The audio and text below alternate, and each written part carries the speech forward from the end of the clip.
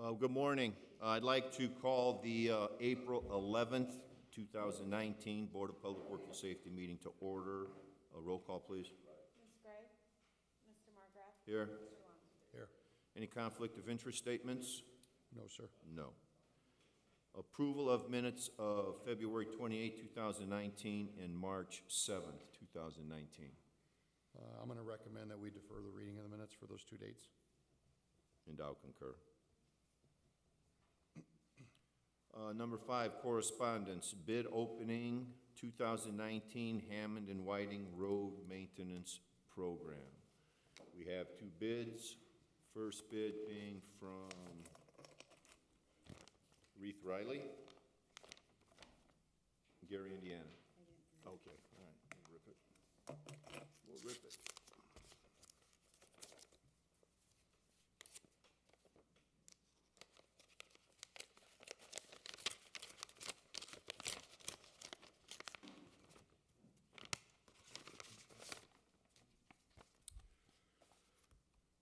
Okay. We have the bond. We have their Form 96. We have their bid.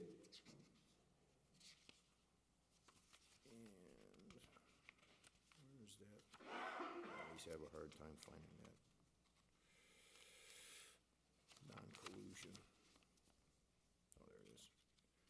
And we have their non-collusion affidavit, and their bid total is, make sure I got it right here, $485,038.58. That was Reith Riley.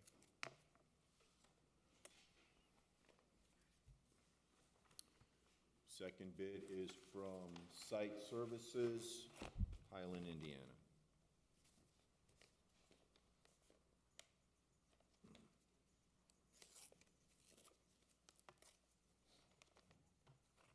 Gee, that'll work.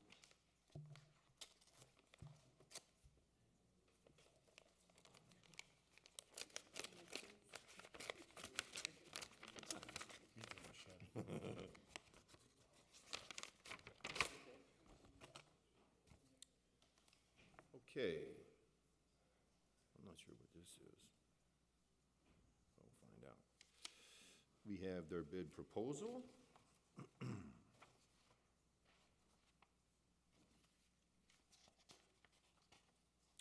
We have their Form 96.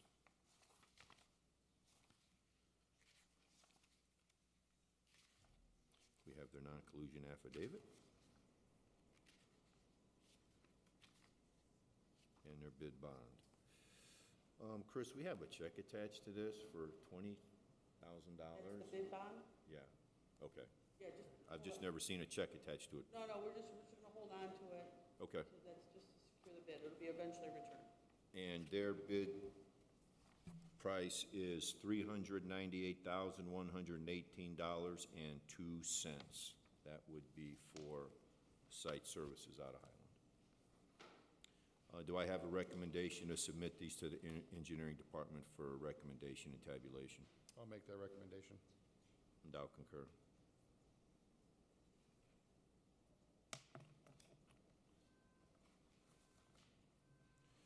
Item B, contract with Midwestern Electric, Inc. for the Alabama Avenue between Downey Place south to Dead End, Rhode Island Avenue between 165th Street south to Dead End lighting improvements project. That's all it is. I'm guessing, Chris, that you've, or engineering, Yes. vetted these, Dean? Okay. Do I have a recommendation to approve the The contract? contracts? I'll make that recommendation. And I'll concur.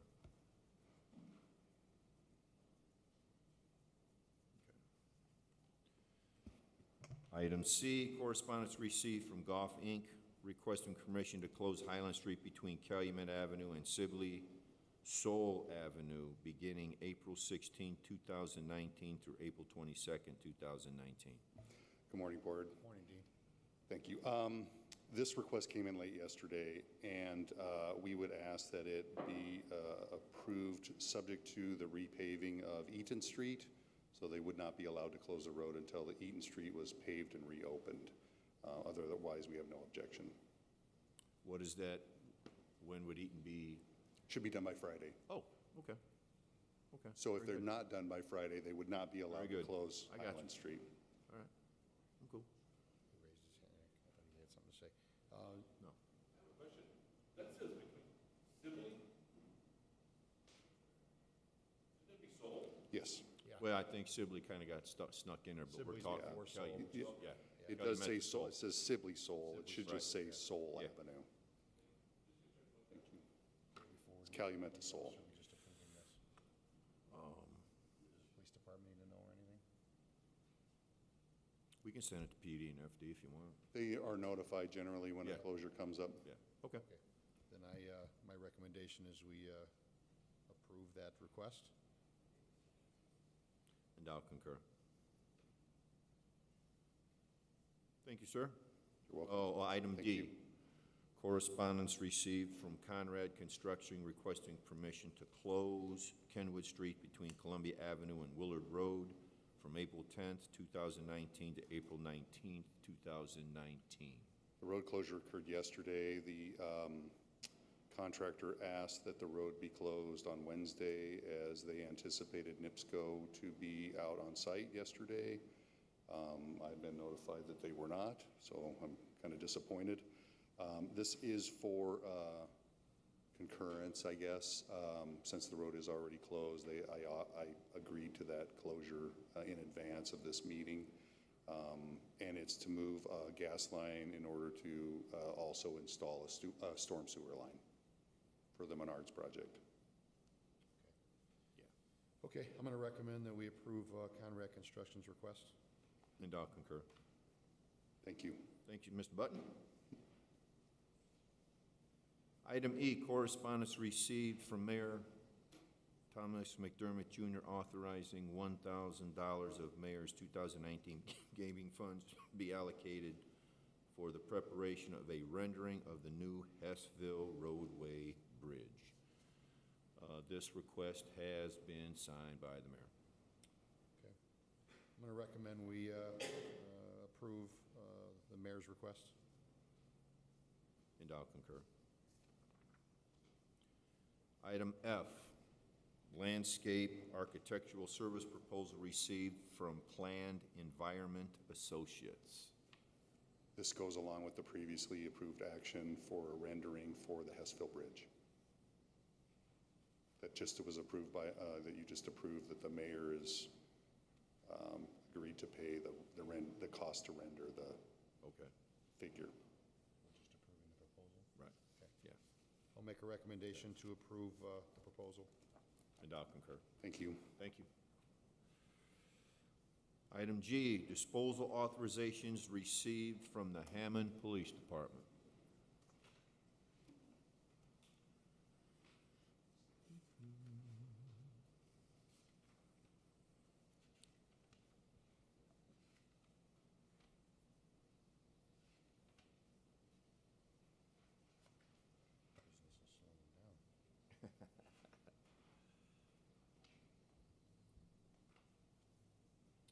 Okay, I'm going to make a recommendation that we approve the disposal authorizations from the police department.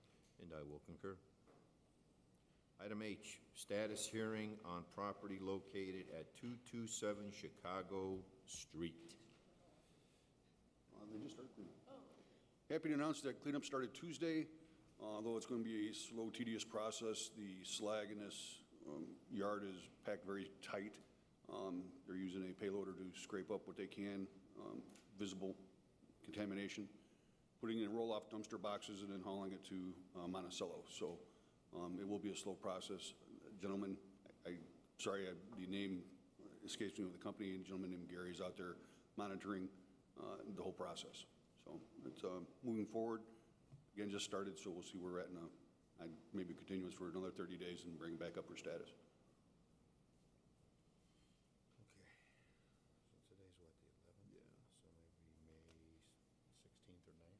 or 16th? We won't be available the 16th, I don't think so. 9th, please. The ninth. The 9th is okay? Yep. Okay, I'm going to make a recommendation. We set it again for another status hearing on May 9th, 2019. And I'll concur. Thank you. Thank you. Thank you.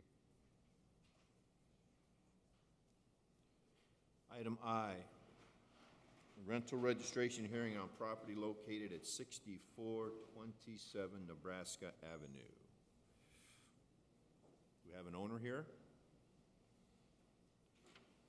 All right. Okay. This property was purchased by Mr. Shweta Srivastava in August of 2018. He owes for 2018 one unit, has registered for 2019. He has registered for 2019? Correct, he registered for 2019, which prompted this appeal because it was not registered for 2018. Any problems before? Not that we have, no. No. I'm inclined because it was so late in the year, just to, okay. Okay, I'm going to make a recommendation to waive the late fee for 2018 and just request that he go ahead and register for that year at a cost of $5. And I'll concur.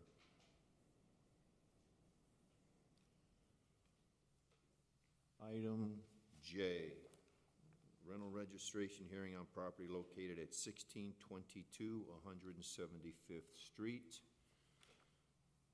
Please, this is a letter to the Board of Works of the Law Office. Please reschedule the hearing for me as my daughter's having a baby tomorrow in St. Louis, and we're going to St. Louis. So, When are we going to set that one?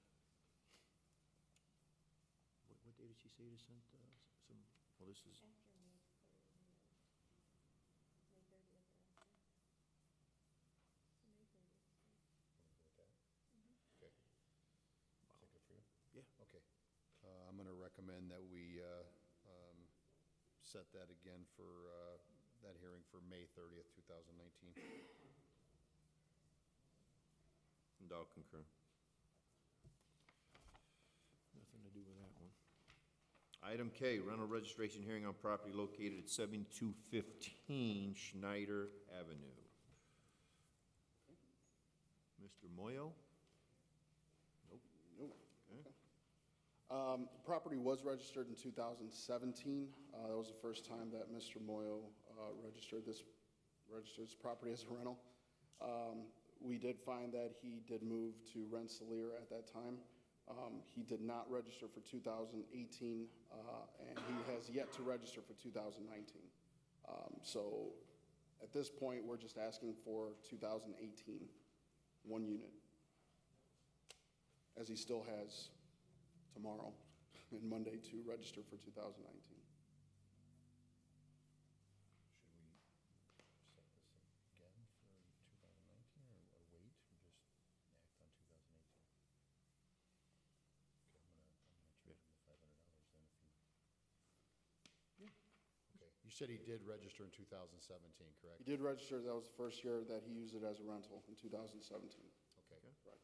Then my recommendation is that for 2018, we apply the $500 late fee. And hopefully he comes in and registers for 2019. Okay, that's my recommendation. And I'll concur. That was Schneider? Yes. Okay. Item L, rental registration hearing on property located at 6826 Parish Avenue. Please, please state your name. Oh, my name is Nancy Castro John.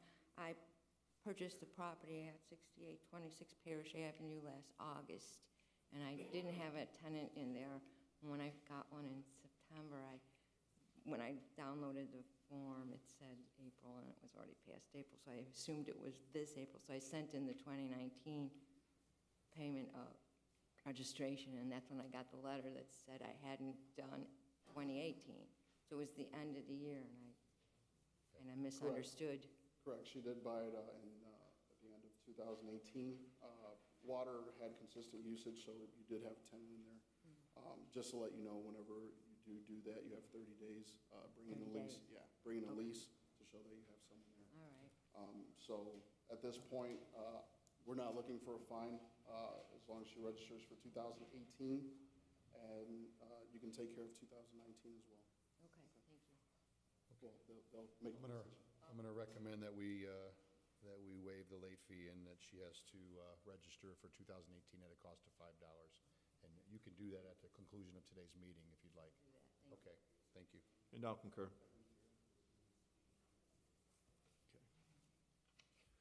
Item M, correspondence received requesting rental registration hearings. You said these have to be after, sometime after May 30th or after. You wanna do that same date? That's fine. Okay. I'm gonna make a recommendation to set those hearings for May 30th, 2019. And I'll concur.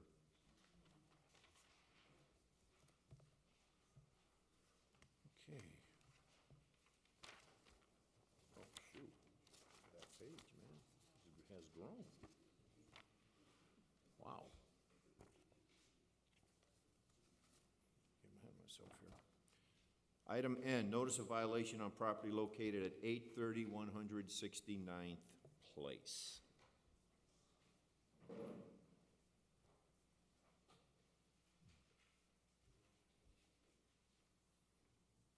Hello, Morning. my name's Gwen Serbenis, I'm the owner. Okay, good morning. This is when we continued from last week, if you recall, because Bill wasn't here. Yes, my apologies to the board, and I've done so many of these, I had the days wrong. This property located 831 69th Place, came across again harmlessly enough on a Facebook post. Something didn't appear to be right with the rooms in the basement. We set up an inspection, went inside, did find 3 rooms with closets still intact in the basement. The highest ceiling height was 6'8" and a quarter, and one of the hallways between 2 of the rooms, let me refresh my memory, was no more than 28 inches wide. Also, the cellar area has more than 50% below grade, which makes a cellar and makes habitation prohibited by Hammond City Ordinance.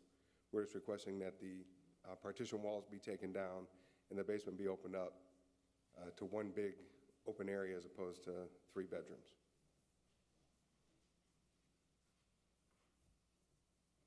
Go ahead. Please. Yes. So I'm the listing broker for the property for Ms. Cervantes.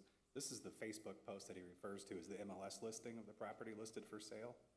If I could present that to you. Sure.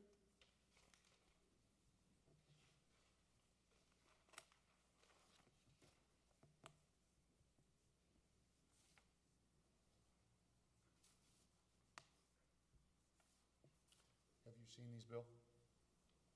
You said you've seen Saw these? the original post, probably about the same. Go ahead, please. Just by all means, it was not the intention to finish this basement in a way that was against code. When the property was purchased in 2006 by Ms. Cervantes, it was already finished as it is right now. I have a list of properties that were sold between March 1st and today in the city of Hammond. If I could present that to you. Properties that were sold by you, or your company, or just all around? In the past month and a half or so. Okay. There's 50 here, there's actually 64 total sales. These are the 26 total sales with finished basements.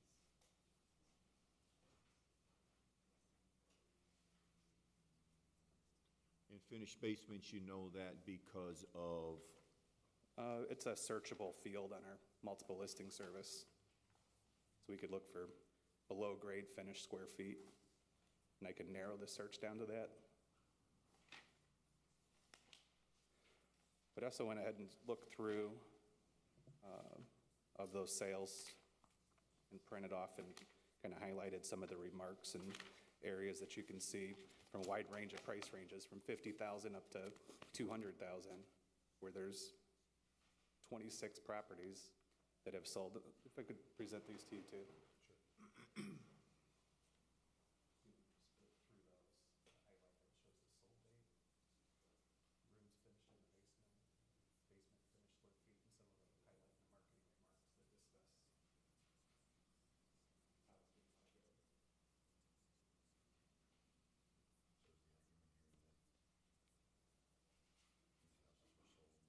There's about 13 there to look at. Can you help us out with this a little bit, Kelly? Yes, I can. Although we've been accused of looking through the MLS listings for such situations, that's just not the case. This was a pop-up on Facebook that got our attention knowing history at the house is owned by a friend of mine a little way back. Those rooms weren't in there then. In any case, no matter how many other situations are out there, and this is something we deal with on a daily basis, as the board well knows, I have been in those houses. I've looked at the descriptions. I have been in this house. I have seen the bedrooms on it. It's a completely unsafe situation. Regardless of how many other houses are out there, the board knows how many times we've been up here doing this. It's no different than any other situation. It's completely unsafe for anybody that's staying in there and for the fire department to come in and have to make a rescue. It doesn't meet code. If I was in one of those other houses and it had a bedroom in there that didn't meet code, I'd be in front of the board. A finished basement, you can have a finished basement, and that's what we're allowing here. Outside exterior walls can be finished. You can have a TV down there, it's fine. But when we put these dividing walls up and create this narrow hallways and spaces, it's just too unsafe. Life safety issue. But according to the code, it says any basement with 7-foot ceiling, less than 7-foot ceilings is considered uninhabitable. You cannot have habitable space. A habitable space would be considered more than just a bedroom. It also mentions bathrooms, and there's quite a few in there that have bathrooms. I guess my only concern is when I brought this up at the Realtor Association, it kind of opened a can of worms with realtors throughout the area concerned about selling a home in Hammond because it's potential that Kelly could deem some of these properties to be against code. And now the person who just bought that home and they go to resell it are going to find out this finished basement they found needs to be ripped out at quite an expense, or it's going to reduce the value of the resale of the home. So it's kind of concerning where we've met with Kelly and Chris, and Phil was at some of the meetings, and the mayor attended one, and we've actually worked out an agreement to have an open forum about this discussion at our annual Realtors meeting next month. So we can decide, so not for this property in particular, but the reason I'm presenting all this isn't to say that Kelly's wrong to say that these walls should be removed. And I appreciate Kelly's opinion because I've worked with him for 15 years and seen everything good that he's done for the city, so I don't want to have any opinion against what Kelly's saying in regards to this basement. My concern is that this is one of many. Half of the sales in the past 45 days almost have finished basements, and some up in the $200,000 price range of a bedroom finished in the basement. That it's something that's not going to be viable for most of the homeowners that are purchasing owner-occupied property in the city to bring the properties up to code that say you have to have 7-foot ceilings or more to have a finished habitable space in the basement. There's plenty of properties that I go into and I give it the thumb to index finger check, and that's about where the ceilings are at in the city. If you have a finished ceiling in the city of Hammond, it's probably going to be about 6'8" tall. You can understand as we sit here today, though, we're talking about this house. Correct. The other houses, with your descriptions and with your help, maybe Kelly can check those houses, and until something gets changed, all we can go by is what we have available to us now. So that's kind of where we're at, Nathan, really. So Yeah, I understand. You know, it puts us in a tough spot because if something changes later on, that's later on. We're dealing with this today. That's kind of. I just wanted to bring it to the board's I understand. attention, and also that, sorry, Chris, go ahead. No, that's okay. We had a meeting, and all we're looking for is we don't want basement bedrooms, because we don't want anybody sleeping down there, because as the fire department knows, most fires happen between 2 and 4 in the morning when people are asleep and vulnerable. Hey, if you want to have a, ping pong table down there, if you want to have a bar down there, if you want to have a TV room down there, man cave, whatever you want to call it, that's perfectly fine. We just don't want little kids sleeping in the basement, fire breaks out 2 o'clock in the morning, nobody can get them out. So we're not telling realtors to rip out every finished wall in every basement. You can have storage down there, you can have a workout room down there, but you're have to have a room where nobody's going to be sleeping and be in danger of burning to death in a fire because there's little glass block windows and only one staircase in the floor. So that's what the issue is. I mean, I know basically what he's saying is, well, I couldn't be speeding because everybody else is speeding too. But all this is a public safety issue. If everybody else is doing it, eventually we'll catch everybody else as well. But we're not saying tear out every finished wall. We're not saying that basements have to just be cinder block and concrete and have a washing machine down there and nothing else. We're just saying we don't want any bedrooms built down there, and we don't want any bedrooms advertised as being down there because it won't be the code. You have anything to add to that? So basically what I was hoping that we could do today, because we have had this property for sale for about 60 days now, and there's an asterisk on the listing there. You could see the one with all the pictures I handed you.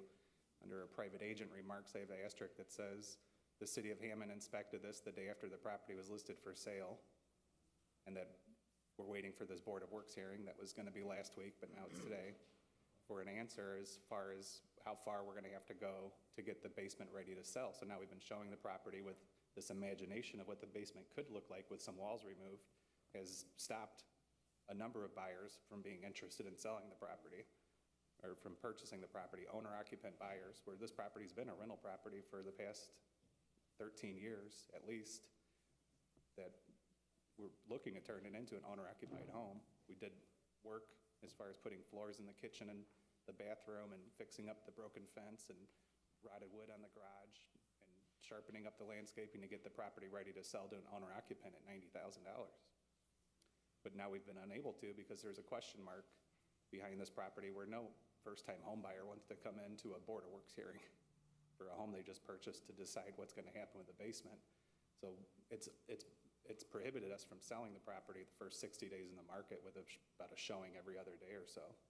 30 or 40 buyers have come through there. That we're taking opportunities for them to sell it, but let's look at if somebody did buy it. They're buying a house that has 3 rooms in the basement that, for a seller that are going to have both economic code and our life safety issues. I would love for the home to be owner occupied. It's always best for the neighborhoods to have owner occupied. At the same time, someone buys it and then turns it into rental. In either case, owner occupied or rental, the situation is unsafe. It doesn't meet code at any point. There's no egress windows, there's no. I have a list of about 16 other properties there that meet that description too, and that's what my concern is, that if that's what this just needs to be widespread knowledge to brokers doing business in the city, if that's what's going to happen. It's just like when the city started to go hard against the illegal cut-up properties. There was a lot of shocked realtors that a home they thought was a 4-unit building was now a single-family home that needed tens of thousands of dollars worth of rehab to make it usable. Should walk away. It was shocking to them at the beginning when they did that, but now that the city's been on it for over 10 years, it's common knowledge, and I just feel that's what that the city needs to push, and this board should consider too. I mean, we've been attending a realtor's breakfast for the last 10 years, 12 years. This year, we are going to put a slide show presentation basically to let people see what is an illegal situation or unsafe situation and the different things that we run across typically in a house that has a cut-up apartment or a bedroom or whatever it may be. In this case, I explained to Warren during the inspection, these are just 2x4 studded walls. They're not load-bearing in any way. Sledgehammers and elbows, moving it out, taking the demolition out, it would be very expensive. I told them that we'll ask for a permit, but I would waive the fee because it's probably going to be under $500 for labor. And not to go down the rabbit hole of what this, can of worms that was opened would bring, but I guess what I'm getting at is that we just need to have this satisfied so that we can sell the property, because it's the main sales season right now. So I just want to have a process in place today for either fixing the basement as they see fit, or one of the ideas that came out of the meeting with Pete Novak and the Greater Northwest Indiana Association of Realtors with Attorney Cantor had mentioned possibly a deed restriction. I don't know if that's something that's possible. It seems more viable to some of the other brokers that I've talked with, that if they could just swear on a deed restriction that they're not going to be using these rooms in the house as a basement, and they cannot be used that way as a bedroom. that What they is the could be an Realtor? office or a workout What is the room. Realtors Association, I'm sure they're all about life safety. They see basements like this that may not meet the city of Hammond's residency code. They see it as not being an issue, or just being an No, I issue think in it's- selling and marketing the property? Yeah, no, I think it's just uncommon for the municipalities in this area to enforce that code that's been in place since 1961, but half of the homes that sold in the past 45 days had finished basements.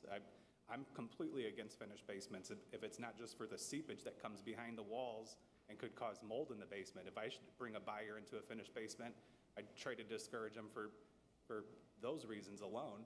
But now it's going to be every broker's kind of open themselves up to a lawsuit if they've sold a property with a finished basement, and now we know that the city's going to be coming in to require those rooms to be pulled out. I know I've sold one late last year with similar rooms in the basement to the one that's in discussion today, but I didn't know that that was something that was, against code, that the city would come in and require those walls to be ripped out. So now when this gentleman goes to sell the property in 5 years and he gets cited and then he's in this room, now he's going to wonder, why he was allowed to buy it. So he's going to open up his buyer's broker to a lawsuit because he's going to be upset with them that it happened, and then I would assume I'd be included in the lawsuit. So it just opened a can of worms with the realtors that there's some confusion going on. It's not that we want anybody to live in unsafe conditions, but it's. Like I said, we discussed at the meeting we had, we went through all this in the meeting that we're going through here now, that if they don't want to rip out the walls, we could write up a deed restriction saying that bedrooms will not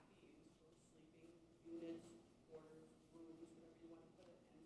And we just record it, because what happens, we get all these landlords who try to put tenants in the basement, and every single time they come in front of, well, I bought it like that. So this way, nobody could say going forward, I Right. bought it like that. Is that fair to you? Yeah, and I've run that past brokers who have been interested in this property and wondered what's going on, and they sounded very open. I think it's much more marketable for me to say, we have a deed restriction, these cannot be used as bedrooms in the basement, more than it would be to say, here's what it looks like right now, but just imagine what it's going to look like in 30 days when we rip down all the walls and open up the basement to what the city would like. And even if we did do that, it's still going to have less than 7-foot ceilings, so it doesn't meet the code that's being cited. So I think a deed restriction is going to be much more viable for the local Realtor Association, in my opinion, but we'll leave that up to the realtor. Fair to you, Kelly? I'm not in favor of a deed restriction in these cases because we have to assume that the person that's buying the house says, okay, I'll take the deed restriction, and what if they don't ever do anything? To me, I think it's a liability for us as a city, but more so for the people that will be using those rooms if they are not removed. Removing them, doing the inspection, making sure they're removed, waives us the liability that, God forbid something happened in the future, we ordered those rooms removed. If they remove them and then put them back in there, we don't know about it, no permits, and you'd never get a permit to create that space. I don't like it in between realtors, and it doesn't happen very often. But in this particular case, the situation is so unsafe with the 3 rooms in a relatively small basement. I always look at these as a worst-case scenario, which is fire and smoke. We don't go through the MLS listings trying to find these, okay? But when they pop up in front of us, it's something that we will inspect, and we will be back in front of this board for removal. Well, Chris, that's what I have a problem with. I mean, really, the deed restriction is just a promise that they won't do that. If they do and something happens, then Well, who? I'm just saying, we record it on the property, we have them sign it, we sign it, and it basically, now they say they acknowledge that, I mean, it's like the same thing as, what if they had a meth lab in there? We didn't know they could have a meth lab in there. We're acknowledging, they're acknowledging, we're recording the property, owner, understand this cannot be used for habitable space, and, at that point in time, if something happens, and they go in contrary to what they agreed to do. That's what Kelly mentioned, or I think it was Chris mentioned, that these could be used as a workout room, an office room, laundry folding room, whatever it might be, a man cave. Nathan, I got to think of worst-case scenario. If it's used as a 5-year-old's bedroom and there's a fire and the 5-year-old dies in the basement, then I have to look myself in the mirror and say I had a chance to fix that, and I didn't. That's And my I only agree concern. wholeheartedly with this board's So- opinion on that, and Kelly's opinion. Okay. And I think that, just like with the illegal cut-ups, it's shocked a lot of people. I think the city should be going forward for all of these properties. If that's the main concern, is health and safety of future occupants, it needs to be across the board, because there's 16 there in the past month and a half that sold that I've printed off, 26 in total out of the 64 sales had finished rooms in the basement. No, I Most of agree, those but had remember, finished bedrooms. We talked about earlier, though, we can only deal with the one we have in Correct. front of us today. Correct. I can encourage Kelly and his team to go out and look into those too, but we're talking about this one today. And I don't know, I have some concerns about the deed restriction. I mean, I'm not saying absolutely no, I have some concerns. We started doing inspections and eliminating illegal cut-up apartments and bedrooms and rental properties and such because of a tragedy that happened here on Drackard Street. Once we started looking into that, the building codes that weren't being met, it was a pretty easy decision to say, you know, these are unsafe situations that people should not be putting themselves at risk at, or tenants. I mean, we don't usually get into houses that are up for sale. We had some contractors that were creating space, uninhabitable space in basements, increasing the price of the house. You add bedrooms, the way I figure it's about $10,000 or $15,000 per bedroom. But if you're putting someone in an unsafe situation, we're not doing many favors. I can't base it on monetary funds. It's just, Jeff, you said it's conscience. I understand that there's situations like that arise, where there's contractors coming in to profit off the city. But this was I could pull up the MLS listing from when this home was purchased in 2006, and it lists the same setup in the basement. This wasn't a conceived notion, and it was marketed as a 2-bedroom, 1-bath. If you look at the property, it's not marketed as a 5-bedroom home. It wasn't built for this purpose to be used that way. It hasn't been used that way in the past 13 years as a rental property. It's been marketed as a rental property as a 2-bedroom, 1-bath. So, I don't know, I feel that this deed restriction should be something that's considered seriously, because you can't police every single property. You know, if there's bedrooms being used, there's an example of at least 50 of the 64, 26 of the 64 sales in the past 45 days, if you follow the numbers, have finished basements. So you can only, explode that up to what's the rest of the 30,000 housing units in the city of Hammond look like. You're not going to be able to police all of it. I just think that the deed restriction is something that's going to be a better tool to use than it would be just to come in and have the city say, rip all these walls out, because I think it's going to be a lot bigger issue than the few cut-up homes that we've seen. It's. Well, all I can say is, I have, as we sit here today, I have too many concerns about the deed restrictions I just do. So my recommendation is going to be to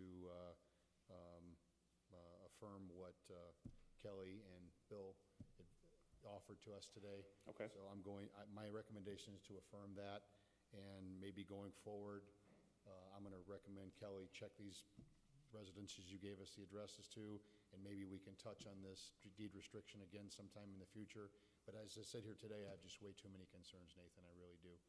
So I am going to affirm the order, so. And I'll concur. So if we could have some direction on where to go from here, because I've. Yeah, they'll speak with you Okay. about that, okay? Thank you. Thank you very much. Thank you. Okay.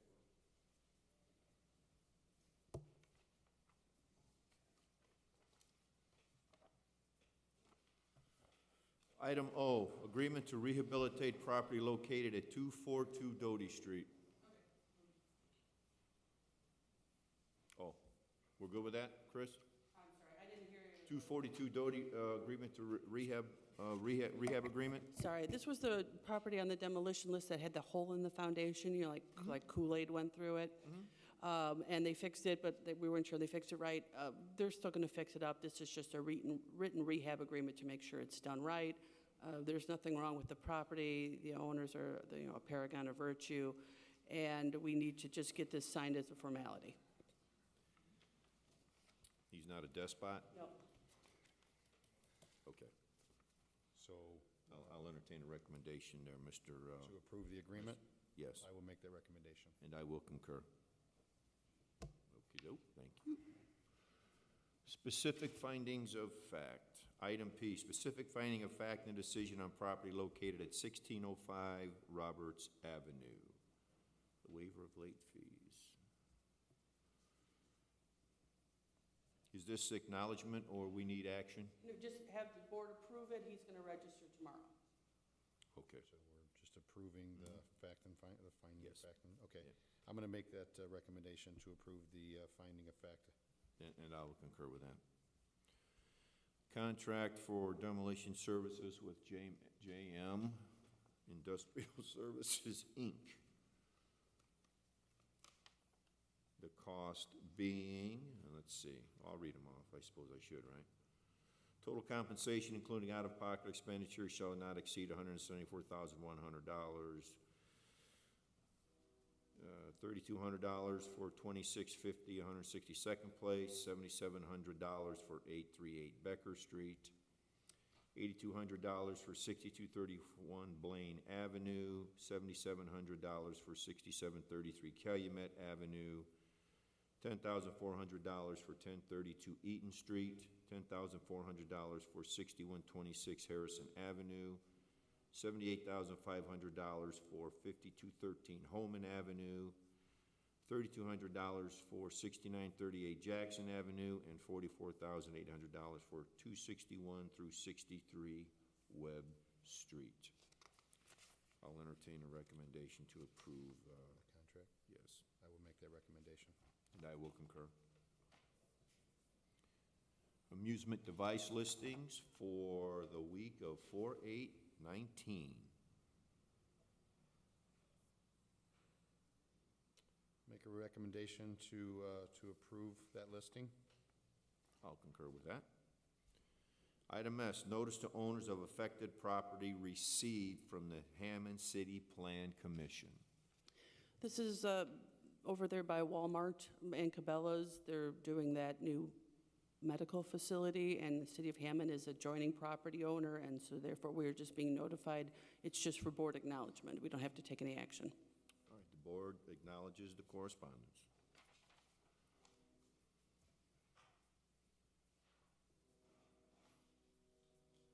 Item T, correspondence received from 6th District Councilman Scott Rakos requesting $50,000 of gaming funds be allocated for park improvements. This has been signed by the councilman as well as the mayor. I make a recommendation to approve Councilman Rakos' request. And I will concur. Garage sale permit submitted for approval.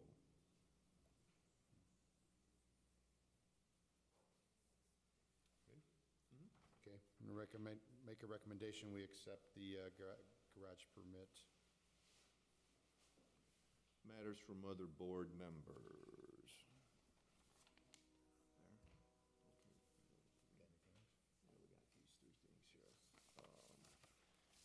First item will be from Councilman Pete Torres, a request for $802,000 for the 2019 overlay program with Walsh and Kelly. It's been signed by the councilman as well as the mayor. Make a recommendation to approve Councilman Torres' request. And I'll concur. Contract for demolition services with JM Industrial Services. The total compensation, including out-of-pocket expenditures, shall not exceed $5,400. This total compensation of $5,400 is comprised for 1046 Becker Street. I will entertain a recommendation to approve this contract, And I will make that recommendation. and I will concur. And lastly, this is an email sent to the mayor's office redirected to the Board of Public Works in regards to resident parking being requested around Home Plate Pub, 165th Street, and, I don't know, was that California?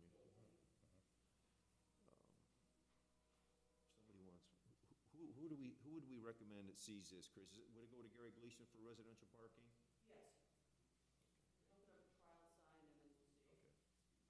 I'm going to make a recommendation to forward that to Gary Gleason on Streets and for his recommendation. And I will concur.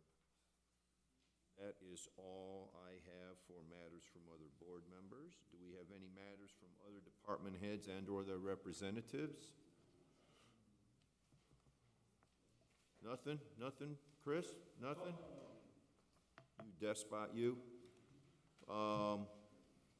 Okay, any new business? None. Any old business? No. Meeting open to the public. Any commentary from the public? No? Mr. Long?